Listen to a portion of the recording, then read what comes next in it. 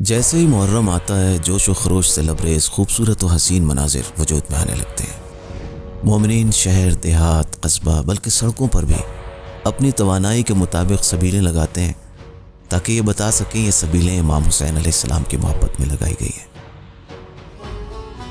اور اس طرح وہ اس محبت کی لذت کو دوسروں تک بھی پہنچانا چاہتے ہیں۔ لیکن بعض افراد ایسے بھی ہوتے ہیں جو کہنے لگتے ہیں کہ کیا بہتر نہیں ہے کہ امام حسین کی مجلس اور نظر و نیاز پر مال خرچ کرنے کے بجائے اسی مال سے ہم کسی فقیر کی مدد کر دیں؟ یہ تقریباً ویسا ہی سوال ہے جو حج تمتع کے بارے میں بھی کیا جاتا ہے۔ کچھ لوگ بغیر کچھ جانے بوجھے حج پر بھی سوال اٹھانے لگتے ہیں، جبکہ یہ ایک واجب عمل ہے اور مسلمانوں کے درمیان اتحاد کی علامت شمار ہوتا ہے۔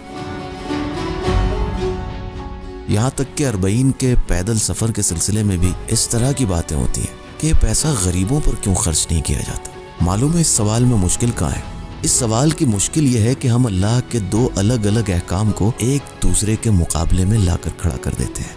یعنی اللہ نے قرآن میں فقراء کا خیال رکھنے کا حکم بھی دیا ہے اور حج جیسے شاعر اللہ کی تعظیم کا بھی حکم دیا ہے۔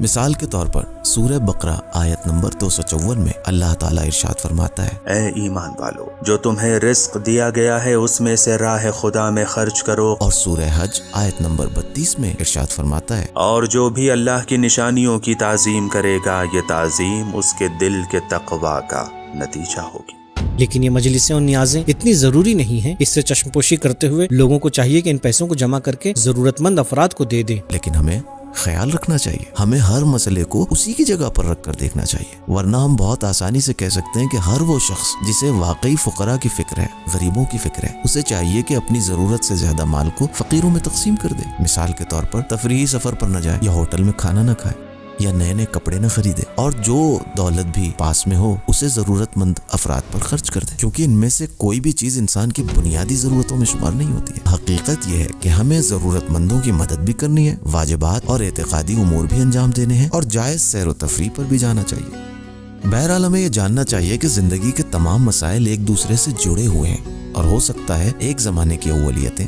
دوسرے زمانے سے مختلف ہوں۔ عین ممکن ہے کہ اکثر زمانوں میں غریبوں کا خیال رکھنا ہمارے لیے سب سے اہم تقاضوں میں سے ہو۔ اہل بیت اطہار علیہ السلام کے لیے محرم اور عزاداری ہمارے لیے وہ یونیورسٹی ہے جہاں سے ہم انسانیت اور ایثار کا درس لیتے ہیں۔ جس یونیورسٹی سے تربیت پا کر نکلنے والے شاگرد غریب اور بے کس افراد کی پناہ گاہ ہوتے ہیں۔ کبھی آپ نے غور کیا ہے کہ جب بھی مذہبی مناسبتوں کے لیے خرچ کرنے کی بات آتی ہے تو اس طرح کے اعتراضات کیوں پیدا ہونے لگتے ہیں؟ واضح ہے کہ ایک گروہ کی کوشش یہ ہوتی ہے کہ کسی بھی طرح سے اس قسم کے پروگرام نہ ہو سکے،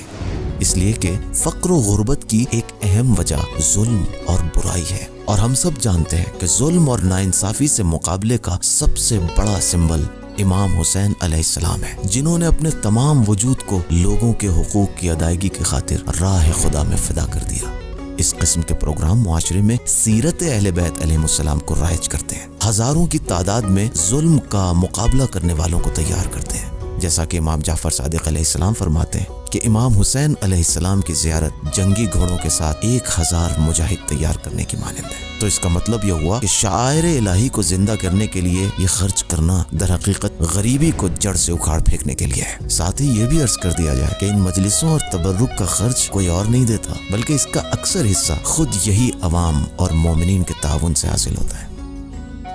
چنانچہ متعدد روایات میں وارد ہوا ہے کہ جو لوگ مجلس امام حسین علیہ السلام کے لیے خرچ کرتے ہیں ان کے رزق میں برکت ہوتی ہے۔ اللہ سورہ بقرہ کی آیت میں فرماتا ہے، جو لوگ راہ خدا میں اپنے مالوں کو خرچ کرتے ہیں ان کے عمل کی مثال اس دانے کی ہے جس سے 7 بالیاں پیدا ہوں اور پھر ہر بالی میں 100 دانے ہوں۔ مال کا انفاق یعنی مال میں برکت۔ اگر ہم غور کریں تو ہمیں معلوم ہوگا کہ امام حسین علیہ السلام کے نام پر بچنے والے ان دسترخوانوں کی زینت زیادہ تر فقراء ہوتے ہیں، اور حقیقت تو یہ ہے کہ بہت سے تنگ دست اور غریب افراد بھی کوشش کرتے ہیں کہ سال بھر کچھ مال جمع کریں تاکہ اس کے ذریعے ان ایام میں امام حسین علیہ السلام کے مہمانوں کی ضیافت کر سکیں۔ تو معلوم ہوا کہ انہی مجالس اعزا سے غریبوں کی بہت مدد ہوتی ہے۔ یہاں تک کہ بہت سے غیر مسلمان افراد بھی ایام اعزا کے پروگرامز کے بارے میں بہت اہتمام کرتے ہیں، کیونکہ امام حسین علیہ السلام کے مقاصد پر عمل کرنے کی ذمہ داری صرف شیعوں اور مسلمانوں کی نہیں ہے، بلکہ ہر وہ انسان